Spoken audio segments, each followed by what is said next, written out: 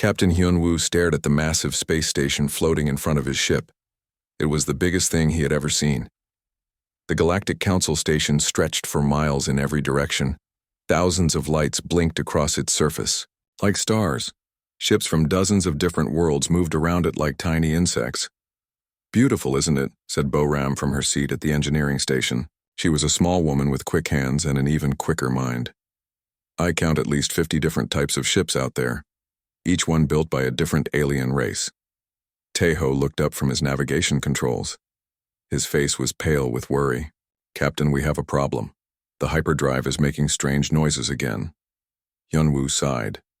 The UES Determination was humanity's first diplomatic ship. It was also held together with spare parts, hope, and Bo-Ram's engineering skills. They had traveled 3 months through space to reach this place. Earth's leaders had chosen them for this important mission. First contact with alien civilizations. The future of humanity depended on making a good impression. "What kind of strange noises?" Hyun-woo asked.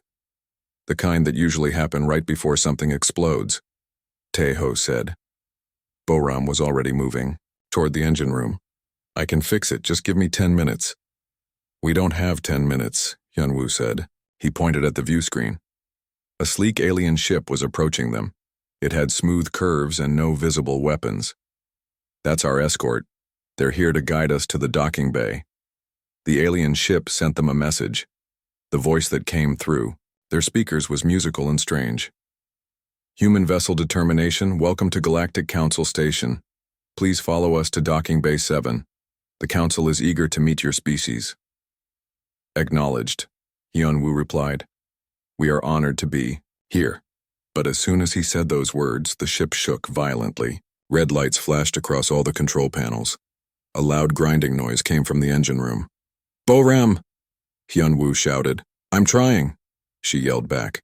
"The hyperdrive core is overloading. The magnetic containment field is failing." Taeho's hands flew over his controls.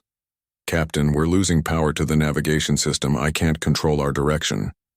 The Determination lurched forward suddenly. Instead of following the escort ship to the docking bay, they were heading straight for the main body of the station. "Cut the engines," Hyun-woo ordered. "I can't. The controls aren't responding." Taeho's voice was getting higher with panic. Through the view screen, they could see the station getting bigger and bigger. What had looked like tiny lights from far away now revealed themselves as huge windows. Behind those windows, alien beings were going about their daily lives. Some stopped to stare at the approaching human ship. "Emergency Protocol 7, Hyun-woo shouted. "All hands, prepare for impact." But Bo-Ram had other ideas. She came running back to the bridge, her tools in her hands and oil stains on her uniform. "I can reroute power through the backup systems. It might give us some control." "Do it." Bo-Ram dove under a control panel and started pulling out wires. Sparks flew as she connected cables in ways they were never meant to be connected. "This is either going to work or kill us all," she muttered. The ship shuddered as power flowed through new pathways. For a moment, they had steering again. Taeho managed to change their course slightly. Instead of hitting the station head-on, they were now aimed at what looked like a large open area. "That's the main assembly hall," said their communications officer, Young-soo. He had been studying the station's layout for weeks. "The entire Galactic Council is meeting there today."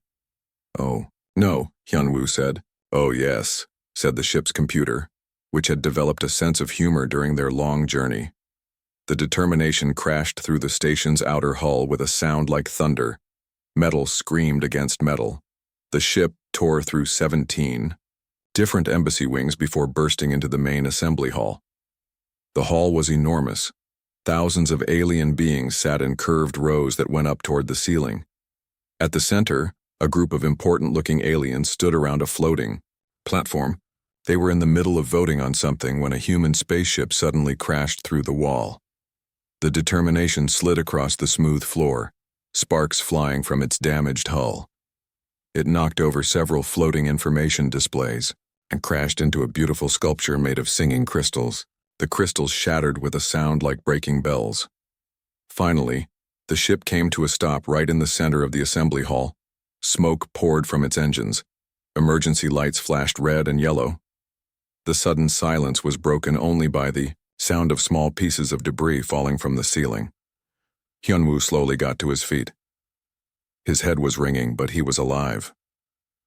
Around him, his crew was picking themselves up and checking for injuries. Through the cracked view screen, he could see thousands of alien faces staring at them in shock. "Is everyone okay?" he asked. "Define okay," Boram said. She was upside down under a control panel. "The ship is completely dead, but we're breathing, so that's something." "The hull is cracked in 12 places," reported Junho, their security officer. "But the atmosphere is holding." "Well," Hyunwoo said, "I guess we should go introduce ourselves." He walked to the emergency exit and opened it manually. The ramp lowered with a grinding noise. Hyunwoo straightened his uniform and picked up the bouquet of earth flowers they had brought as a gift. Half the flowers were crushed and the rest were slightly burned from the engine fire. He walked down the ramp and into the assembly hall. Thousands of aliens watched his every step. Some looked like giant insects. Others were made of what appeared to be living crystal. A few looked almost human, but with extra arms or different colored skin. All of them seemed very upset. "Greetings," Hyunwoo said in his loudest, most diplomatic voice. "We come in peace." The silence that followed was so complete that he could hear his own heartbeat. Then a tall alien with blue skin and 4 arms stood up. This was clearly someone important because all the other aliens turned to look at him. When he spoke, his voice echoed through the hall. "Who dares to interrupt? The Sacred Council of Galactic Peace? Who destroys the harmony crystals of Zerion? Who crashes through our walls like a primitive meteor?" Hyunwoo looked down at his singed flowers, then back up at the angry alien. That would be us. Sorry about that. I'm Captain Hyunwoo of the United Earthship Determination. We're here for the diplomatic meeting you scheduled with humanity." "Diplomatic meeting?" The blue alien's 4 eyes widened. "You were supposed to dock quietly at Bay 7. You were supposed to wait for proper escort. You were supposed to follow protocol." "Well, yes," Hyunwoo said. "But our ship had other ideas." Behind him, Boram appeared at the top of the ramp. She was covered in grease and holding a smoking piece of machinery. "The hyperdrive is completely fried," she announced cheerfully. "But I think I can fix it with some quantum flux capacitors and maybe a really big hammer." The blue alien looked like he was about to faint. "Quantum flux capacitors? Those are forbidden technology. And did she say hammer?" "Human engineering is very practical," Hyunwoo explained. Youngsu came down the ramp carrying a box of communication equipment. "Captain, I'm picking up broadcasts from all over the galaxy. News of our arrival is spreading fast. Some of the reports are calling us the species that declares war by crashing into things." "We're not declaring war," Hyunwoo said quickly. "We're just very bad at landing." A new alien stepped forward. This one looked like a cross between a lizard and a tree. When it spoke, its voice sounded like wind through leaves. "I am Ambassador Veltar of the Botanical Collective. In 300 years of council meetings, nothing like this has ever happened." "Well," Hyunwoo said, offering his damaged flowers, "we like to make memorable first impressions."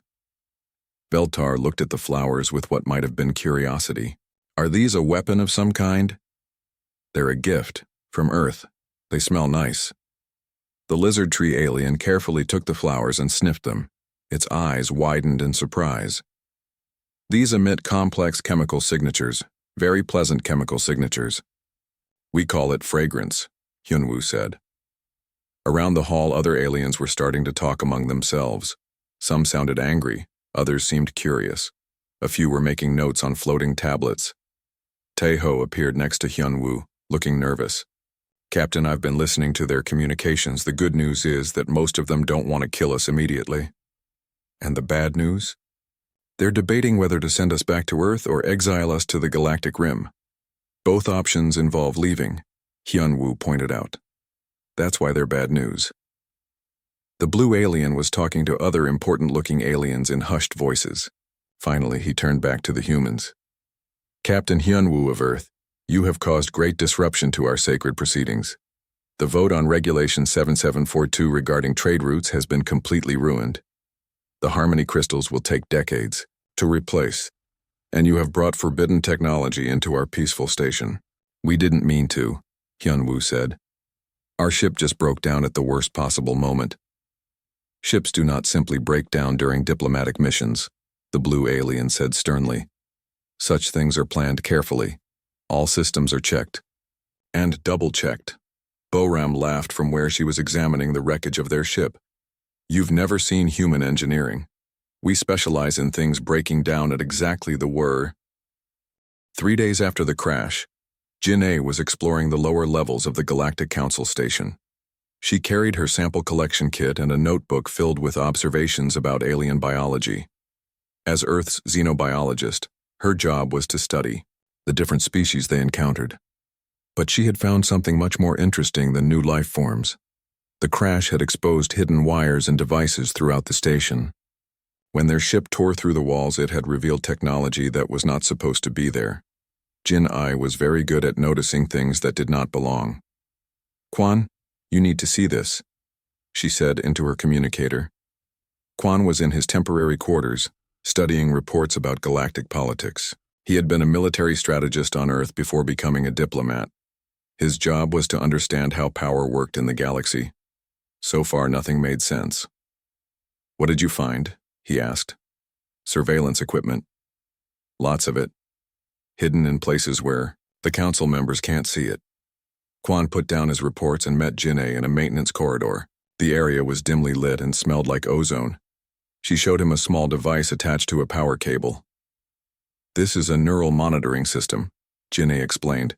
It can read brain patterns from a distance, very advanced technology.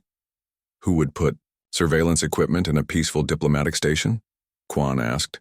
That's what I want to find out. They spent the next few hours following the hidden cables. The surveillance network was huge. There were monitoring devices near every important meeting room. Some were even hidden in the private quarters of council members. This is not random, Kwan said as they mapped the network. Someone has been watching everything that happens here for a long time. The question is who? Their investigation was interrupted by footsteps in the corridor. They quickly hid behind a large piece of machinery as someone approached. It was Ambassador Veltar, the lizard tree alien who had been kind to them during the crash. But Veltar was not alone. He was talking quietly to himself, or rather, to a small recording device he carried.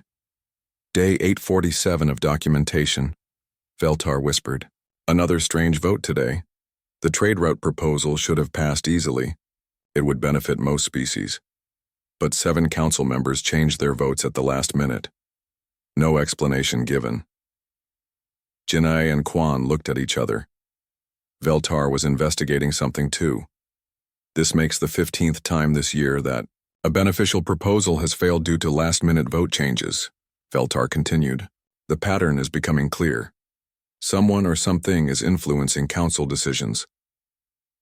When Veltar left, Jin-A and Kwan came out of hiding. We need to talk to him, Jin-A said. Agreed. But carefully. They found Veltar in his office later. That day, the ambassador was surrounded by files and recordings. When they knocked on his door, he quickly tried to hide his work. Humans, he said nervously. What can I do for you? We know you're investigating vote manipulation, Kwan said directly. We found the surveillance network. Veltar's leaves rustled with surprise. You found the network? But the council's security teams have searched for years without success. Human engineers are good at finding things that are broken or hidden, Jin-A explained. Our ship crash exposed some of the equipment. Veltar was quiet for a long moment. Then he activated a privacy field around his office. What I am about to tell you could be considered treason, he said. We're listening, Kwan said. For the past 50 years, I have documented over 300 instances of suspicious voting patterns. Good proposals fail. Bad proposals pass. Always due to last-minute vote changes by the same group of council members. He showed them his files.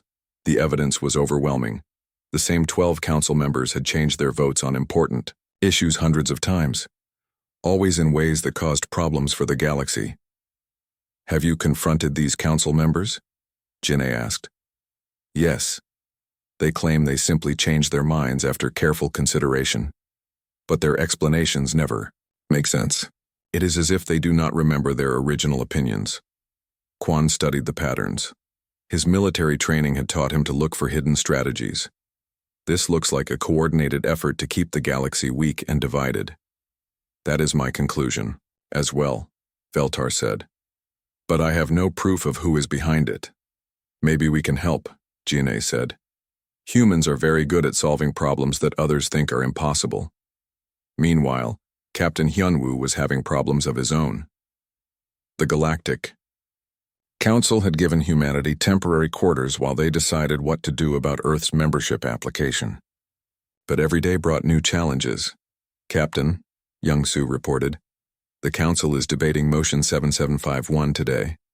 It's about whether to ban humans from bringing their own food to the station. What's wrong with our food? Hyunwoo asked. Apparently, human food smells aggressively aromatic and makes some species nervous. Boram looked up from the mechanical device she was repairing. They're nervous about kimchi?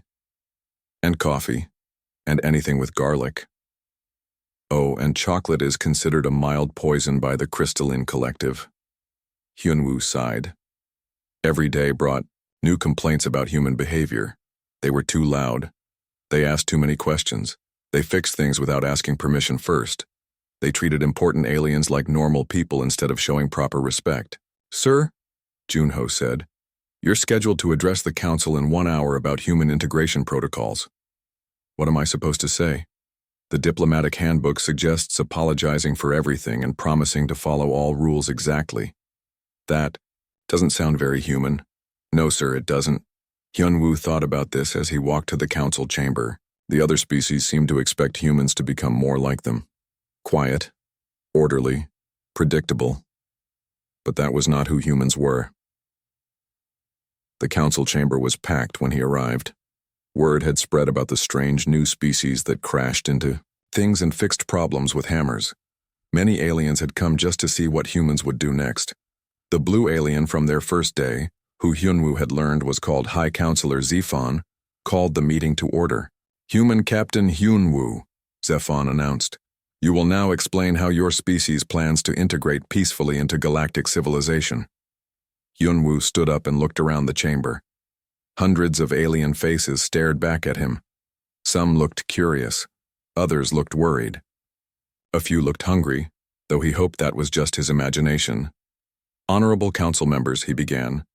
I have studied your integration protocols. They are very detailed, very thorough, very boring. A murmur went through the chamber. This was not how diplomatic speeches were supposed to start. You want us to be quiet and orderly. You want us to follow all rules without question. You want us to never break anything or fix anything or change anything. Yes, said Zephon. That is how galactic civilization works. But that's not how humans work, Hyunwoo said. We break things. We fix them in strange ways. We ask uncomfortable questions. We make noise.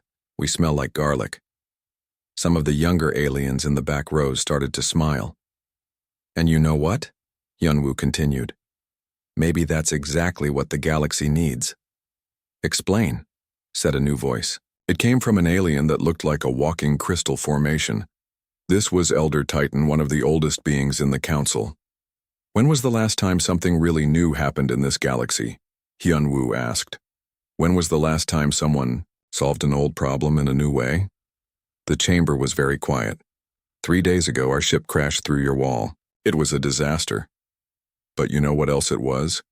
It was the most exciting thing that had happened here in decades. Zira, the purple cat alien, stood up in the back. He's right. I've been to 100 council meetings. They're all exactly the same. Order, Zephon called. Citizens do not speak without permission. See, Hyunwoo said. Rules. Always rules. But sometimes breaking the rules is the only way to find something better. Elder Titan's crystal body flickered with different colors. Continue, human. Look at your surveillance network, Hyunwoo said. The chamber erupted in shocked whispers. Many council members did not know about the hidden monitoring systems. "Oh yes, we found it," Hyunwoo said calmly.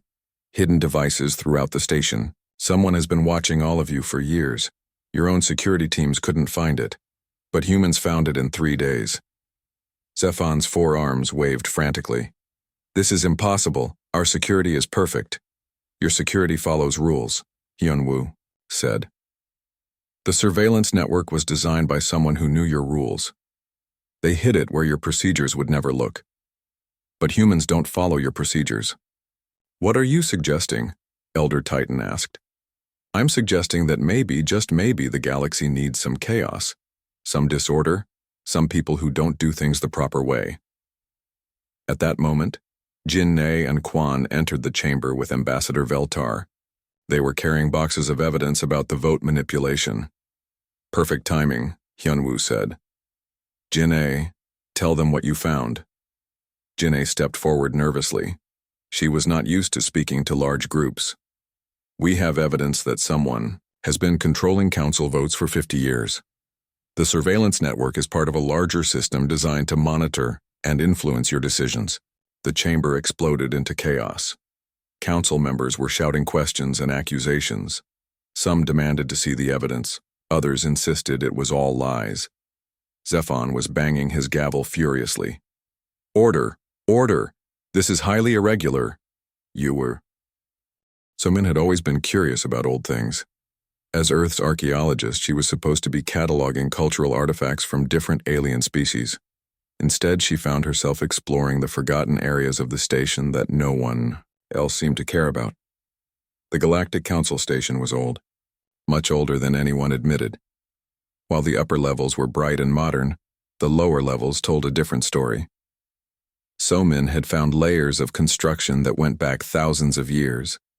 Different species had built on top of older structures, again and again, but today she found something that didn't fit any pattern she knew. "Dong-hyun," she called on her communicator. "You need to see this." Dong-hyun was a physicist who loved alien technology.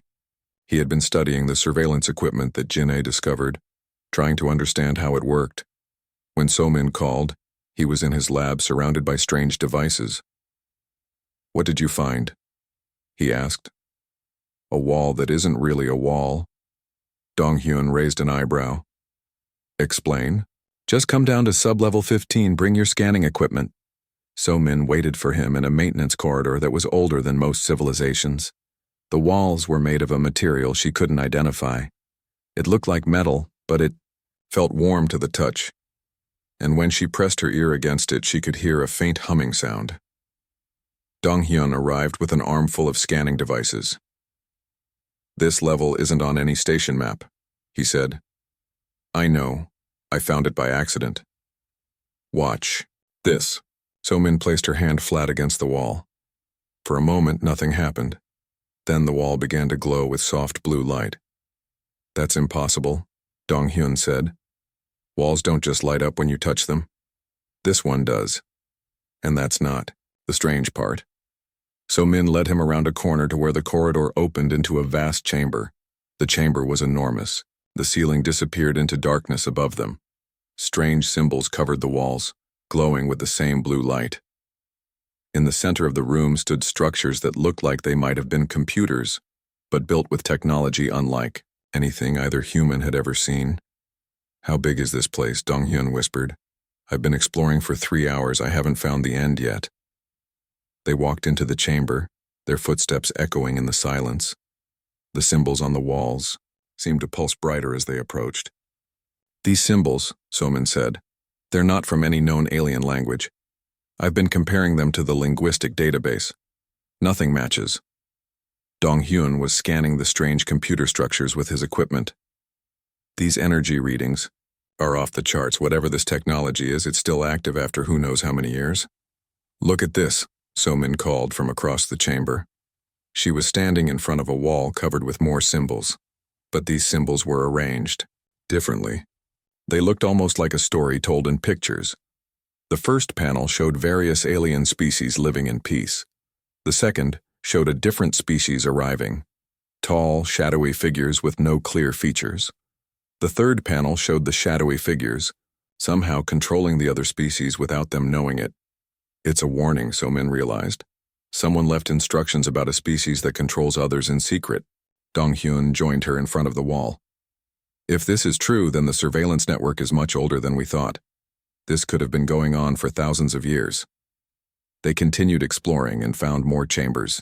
Each one contained more advanced technology and more warnings about the shadowy species. The deeper they went, the more urgent the warnings became. In the deepest chamber they found there was a single structure that looked different from the others. It was clearly a computer, but built in a style that seemed almost familiar. Dong-hyun, So-min said slowly, "Does this look human to you?" He studied the structure carefully. The design principles are similar to human engineering, but this is thousands of years old. Humans weren't even in space thousands of years ago, unless... So-min had a crazy idea. What if someone studied human technology and used it as a basis for this? Dong-hyun activated his most sensitive scanner. The quantum signatures are definitely based on human neural patterns, but that's impossible. No one has studied human technology except humans. They found their answer in the next chamber. This room was filled with what looked like storage devices. When So-min touched one, it activated and projected a holographic image into the air. The image showed Earth. Not modern Earth, but Earth as it was hundreds of years ago. The hologram zoomed in to show early human settlements. People were going about their daily lives, completely unaware they were being watched. Someone has been studying humanity for centuries, Dong-hyun breathed. More holograms showed human history, wars and discoveries and inventions. But always there were signs of subtle interference, disasters that happened at convenient times, inventions that failed for mysterious reasons, leaders who made strange decisions that hurt their own people. They've been manipulating human history too, So-min said. The final hologram showed the construction of humanity's first spaceships, but the images revealed something shocking. Some of the technology humans thought they had invented themselves had actually been secretly provided by the shadowy species. They wanted us to reach space, Dong-hyun realized. But they also wanted us to reach space with flawed technology they could control. That's why our ships break down so often, So-min said. It's not just bad engineering. Someone designed our technology to fail at crucial moments. They spent hours studying the holograms and technology. Slowly, a picture emerged of a species that had been secretly controlling galactic civilization for thousands of years. They called themselves the Voidborn, and they ruled not through force but through careful manipulation. The Voidborn would study a species for centuries, learning how their minds worked. Then they would slowly introduce technology and ideas that made that species easier to control. They never revealed themselves. They never conquered openly. They just quietly arranged for everything to go the way they wanted. But why leave all this evidence? Dong-hyun asked. So-min found the answer on the final wall of symbols. This wasn't left by the Voidborn. This was left by the species they destroyed. The ones who figured out what was happening and tried to fight back. The last panel showed a desperate battle, not with weapons or ships but with ideas and technology. The ancient species had tried to create something that could resist Voidborn control. They had studied the one species that seemed naturally resistant to manipulation. They studied humans, So-min whispered. Thousands of years ago, they knew that human minds work differently, that we're harder to control because we're so chaotic and unpredictable. That's why the Voidborn have been manipulating human history, Dong-hyun said. They've been trying to make us more orderly and predictable, more like other species, but it didn't work. We're still chaotic, still unpredictable. That's why our ship crashed instead of docking properly. That's why we found their surveillance network when others couldn't. They gathered as much evidence as they could carry and hurried back to find the others. But as they climbed toward the upper levels, they realized they were being followed. The corridors that had been empty on their way down were now filled with strange sounds, footsteps that didn't quite sound right, whispers in a language that hurt to hear. They know we found it, Dong-hyun said. They ran. Behind them, the sounds grew louder. The shadows in the corridors seemed to move on their own. The station's lights, flickered and dimmed. They burst into the main levels where other beings were present. Immediately the strange sounds stopped. The shadows returned to normal. But So-min and Dong-hyun knew they were still being watched. They found the others in Captain Hyun-woo's quarters. Jin-ae was analyzing more surveillance equipment. Kwan was studying reports of vote manipulation. Ambassador Veltar was there too, along with Zira and several other aliens who had joined their investigation. "We found something," So-min announced, breathlessly. "So did we," Jin-ae said grimly. "The surveillance network is more extensive than we thought, and it's not just monitoring, it's actively influencing neural patterns." "Mind control," Kwan said bluntly. "That's why council members change their votes," Veltar explained. "Their minds are being altered without their knowledge." So-min and Dong-hyun shared what they had discovered in the ancient chambers. The room grew very quiet as they described the Voidborn and their thousands of years of secret control. "This explains everything," Veltar said finally. "The vote manipulation, the surveillance, the way good proposals always fail. We are not governing ourselves. We are being governed by shadows." "But why hasn't anyone discovered this before?" Zira asked. "Because they've been very careful," Kwan said. "They study each species and learn exactly how to control them.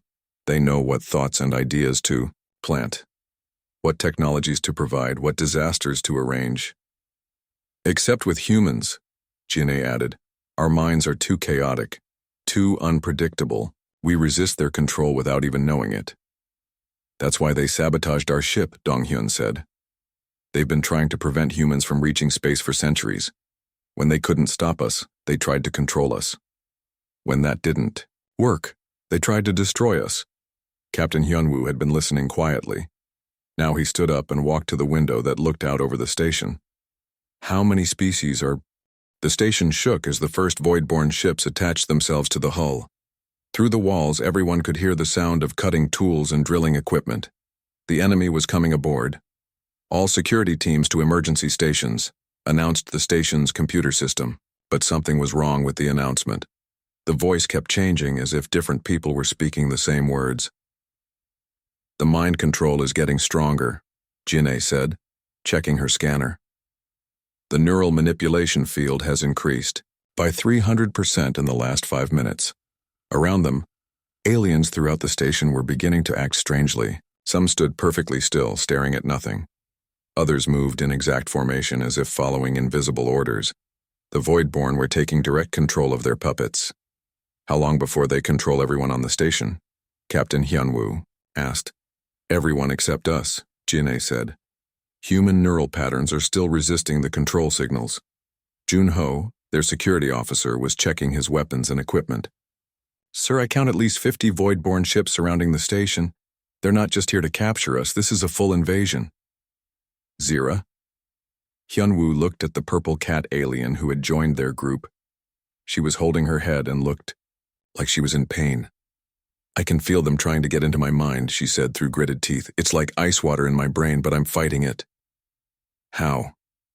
"I keep thinking about the crash, about how surprised I was, about how exciting it was when everything went wrong." She managed a weak smile. "Chaos protects me." Ambassador Veltar was not so lucky. The tree lizard alien was standing very still, his eyes blank and unfocused. When he spoke, his voice was flat and emotionless. "You will surrender now," he said. "Resistance is pointless. Order must be maintained. Veltar." So-min tried to shake him, but he didn't respond. "He's gone," Kwan said sadly. "At least for now." The station shook again, more violently this time. Through the corridors, they could hear the sound of marching feet. Hundreds of controlled aliens were moving in perfect unison. "We need to get to the central command center," Hyun-woo decided. "If we can access the station's communication system, maybe we can warn the rest of the galaxy." "The command center is 15 levels up," Jun-ho said, "and between us, and there are about 1,000 mind-controlled aliens. Then we better get moving." They left Veltar behind, hoping he would recover when the Voidborn control weakened. The corridors were full of aliens walking in straight lines, all heading toward the docking bays where the Voidborn ships had attached. "It's like they're being gathered," Dong-hyun observed.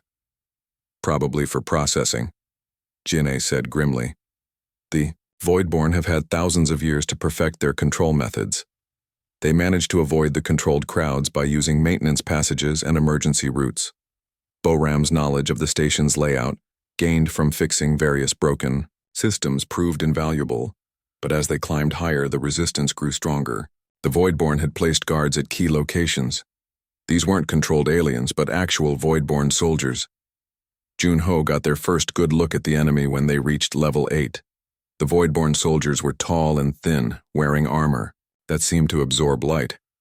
Their faces were hidden behind masks that constantly shifted and changed. Looking at them directly caused headaches and confusion. Psychological warfare, Quan noted. Their appearance is designed to cause fear and disorientation. Well, it's working, Somin muttered. But Junho had dealt with fear before.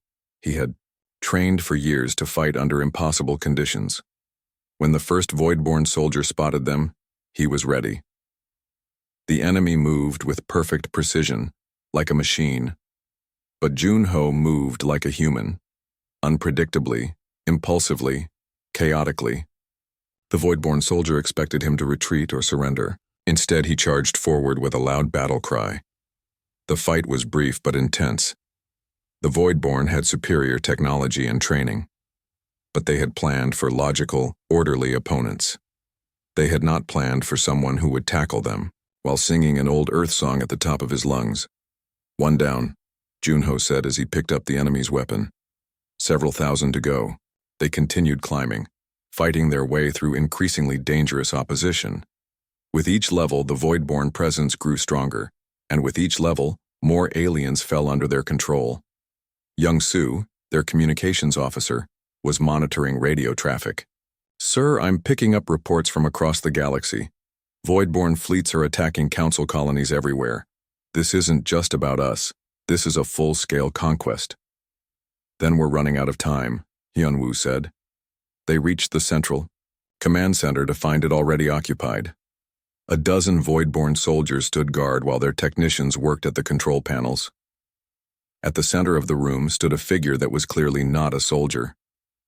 This Voidborn was different, taller, wearing robes instead of armor.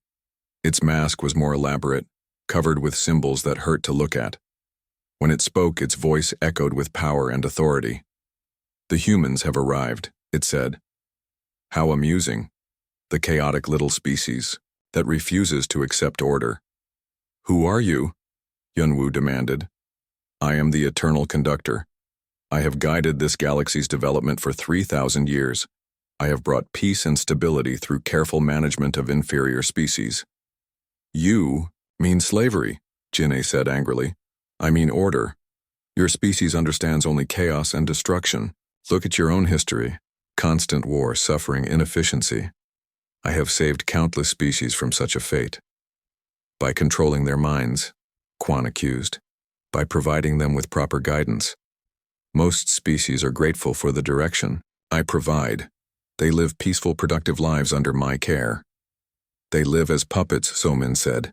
"They live without the burden of choice, without the anxiety of decision, without the pain of failure." The conductor gestured to the controlled aliens around the room. "Look at them. Perfectly content, perfectly efficient. Perfectly dead inside," Zira said. She was still fighting the mental control, but her resistance was weakening. "You will understand soon enough," the conductor said. "I have studied your species for centuries. I know your weaknesses. Your chaotic nature is not a strength. It is a flaw that can be corrected. You've been trying to correct it for hundreds of years," Hyunwoo pointed out. "How's that working out for you?" For the first time, the conductor showed emotion. Its voice became colder, more dangerous. "Your species has been challenging, but I have learned from my failures. The neural control field in this room has been specifically calibrated for human brain patterns." Jin'e looked at her scanner with alarm. "He's right. The field strength is increasing rapidly. It's targeting our specific neural frequencies." Around the room, the humans began to feel the effects. A strange pressure in their heads, thoughts that didn't feel like their own. An overwhelming urge to stop fighting and accept the peace of surrender. "Yes," the conductor said with satisfaction. Feel the relief as your chaotic thoughts become ordered. No more confusion. No more difficult decisions. Only perfect clarity and purpose. Dong Hyun was the first to succumb. His eyes became unfocused, and his voice became flat. Resistance is illogical, order is peace. Dong Hyun. Somin tried to reach him, but he didn't respond. One by one, the humans began to fall under the conductor's control. Junho fought the longest, his military training helping him resist. But eventually, even he stopped fighting and stood at attention.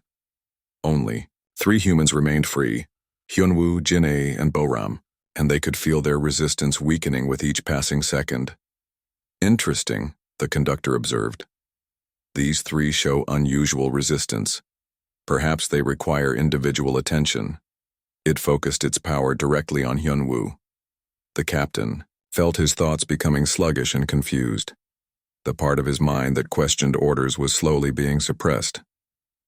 You will make an excellent spokesperson for human integration, the conductor said. You will convince your species to accept my guidance willingly. But as Hyunwoo's resistance crumbled, something unexpected happened. Boram started laughing. What's so funny? The conductor demanded. You, she said, still giggling. You spent thousands of years studying humans and you still don't understand us at all. Explain. You think our chaos is a flaw. You think you can fix us by making us orderly. Boram pulled out a device from her toolkit. It was clearly human-made, held together with tape and wire. But our chaos isn't a bug. It's a feature. She activated the device. Immediately, every piece of technology in the room began behaving erratically. Control panels sparked and flickered. The Voidborn soldiers' weapons stopped working properly. Most importantly, the neural control field fluctuated wildly. What have you done? The conductor roared. I built a chaos generator, Boram said proudly. It introduces random variables into any system, perfect for disrupting orderly technology. The fluctuating control field freed the controlled humans. One by one, they began to remember who they were. Jin-ae was the first to recover fully. The field is destabilizing, she reported, but it won't last long. The conductor is trying to compensate. Then we better work fast, Hyunwoo said. He was feeling more like himself with each passing second. Young-soo ran to the communication controls. If I can access the galaxy-wide emergency network, I can broadcast a warning to every inhabited system.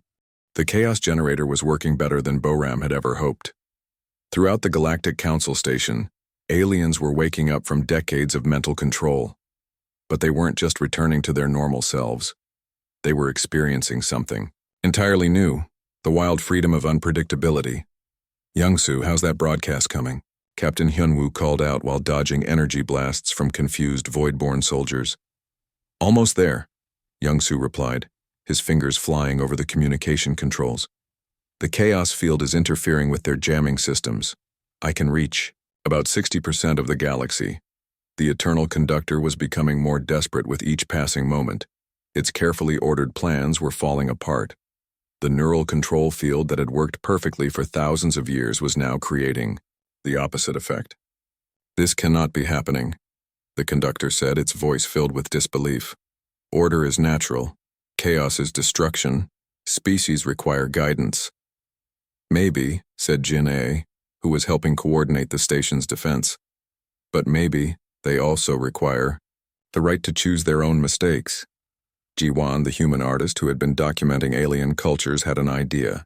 She had been carrying her portable recording equipment, capturing images and sounds of different species.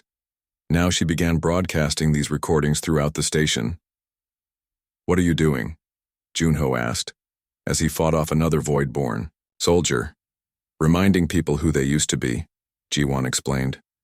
Before the control, before the order, back when they were messy and unpredictable and alive. Her broadcasts showed alien children playing chaotic games, artists creating imperfect but beautiful works, scientists making mistakes that led to unexpected discoveries, lovers arguing and making up. The beautiful, disorganized reality of living, beings making their own choices. The effect was immediate and powerful. Across the station, aliens began remembering what they had lost. Not just their freedom, but their individuality. Their right to be wrong, to be silly, to be wonderfully, chaotically themselves. Ambassador Veltar was one of the first to recover completely. His tree-like leaves rustled with joy as his personality returned. "I remember now," he said with wonder. "I remember being curious about strange questions. I remember changing my mind just because a sunset was particularly beautiful one day. But the conductor was not giving up. If subtle control would not work, it would try direct force. The ancient being began to glow with dark energy, its robes billowing as it prepared to unleash power that had been building for millennia. "If I cannot guide you to order," it declared, "then I will force you into it. I will rebuild this galaxy from nothing if necessary." The air around the conductor began to crack and tear. Through the tears, glimpses of the void could be seen, the empty space between realities where the Voidborn came from. It was a place of perfect order, where nothing ever changed and nothing was ever born. "It's trying to open a portal," Dong-hyun warned, his scientific instruments screaming warnings. "If it succeeds, it can bring through an entire Voidborn army." "Not just an army," Somin added, reading from the ancient warnings they had found. "The portal would slowly expand, turning our entire reality into the void. Perfect order, perfect death." But as the conductor channeled more power into the portal, something unexpected happened. Minho, a human engineer who had been working with Boram, activated his own device. "What's that?" Hyunwoo asked. "Weaponized human inefficiency," Minho said proudly.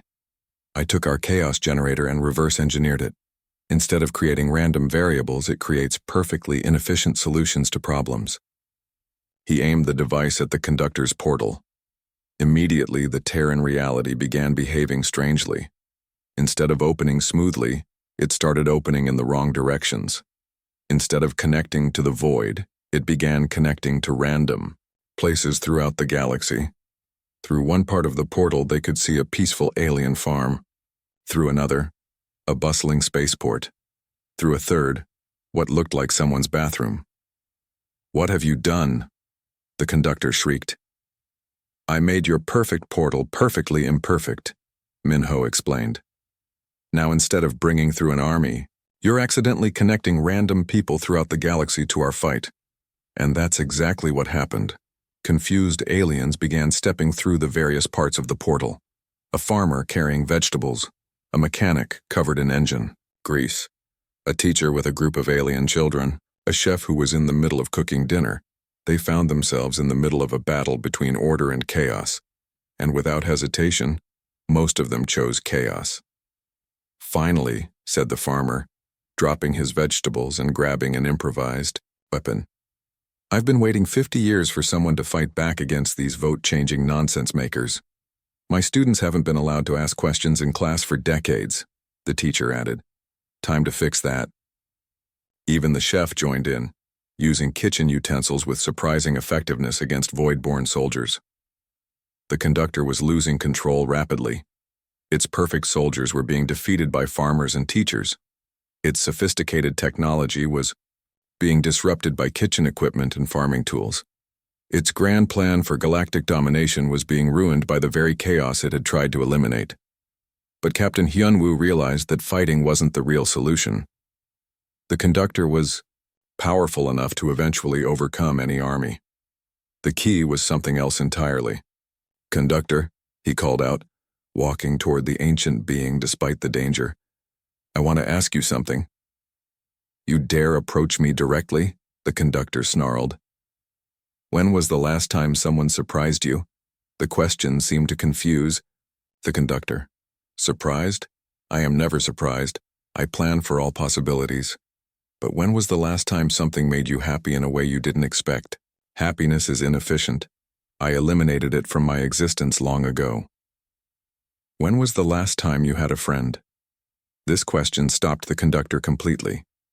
For a moment, the dark energy around it flickered and faded. "Friend?" it repeated, as if the word was foreign. "Someone who chose to spend time with you. Not because they were ordered to, but because they enjoyed your company. The conductor was silent for a long moment. When it spoke again, its voice was quieter, less certain. I do not remember. Perhaps never. That sounds lonely, Hyunwoo said with genuine sympathy. Loneliness is inefficient, the conductor said, but its voice lacked conviction. Maybe, but it's also honest. It's real. It's what happens when someone who could choose anything chooses to feel isolated instead. Hyunwoo took another step forward. Around them the battle was still raging, but somehow this conversation felt more important than any weapon. You've spent 3,000 years creating perfect order, Hyunwoo continued. You've eliminated suffering and inefficiency and waste, but you've also eliminated joy and surprise and growth. You've made the galaxy into a machine, a very efficient, very lonely machine. Order is peace, the conductor said, but now it sounded like a question instead of a statement. Peace is nice, Hyunwoo agreed. But it's not enough. Life needs more than just the absence of conflict. It needs possibilities. It needs the chance to become something new. Chaos leads to suffering, sometimes, but it also leads to discovery, to love, to art, to friendship. Hyunwoo held out his hand. To choice. The conductor stared at the offered hand as if it was a completely alien concept. You're offering me friendship? After everything I have done? I'm offering you a choice, Hyunwoo said. You can keep trying to force order on everyone. Keep being the lonely tyrant who rules over puppets. Or you can try something new. You can learn what it's like to be surprised. For the first time in 3,000 years, the eternal conductor experienced uncertainty. It was terrifying and wonderful and completely impossible to predict. I do not know how to have friends, it admitted.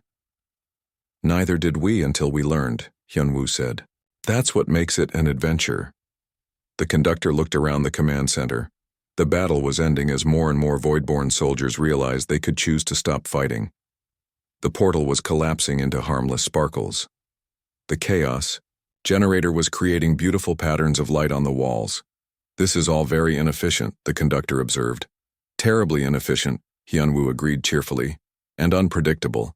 Completely unpredictable. And, the conductor paused, searching for words to describe something it had never felt before. And interesting. It reached out with one long, thin hand and carefully touched Hyunwoo's offered palm. The moment their hands met, the neural control field throughout the galaxy simply switched off. Across thousands of worlds, billions of beings suddenly remembered who they were. They remembered their dreams and fears and silly jokes and private embarrassments. They remembered what it felt like to make their own choices, even wrong ones. The Galactic Council Station erupted in celebration. Aliens who had been controlled for decades were laughing and crying and hugging each other. Some were arguing about politics, others were singing off-key songs, a few were already planning new and probably terrible inventions. It was chaos. It was inefficient. It was beautiful. So what happens now? The conductor asked. It had removed its mask, revealing a face that was ancient and strange but no longer frightening. Now we figure it out as we go along, Hyunwoo said. That's the human way.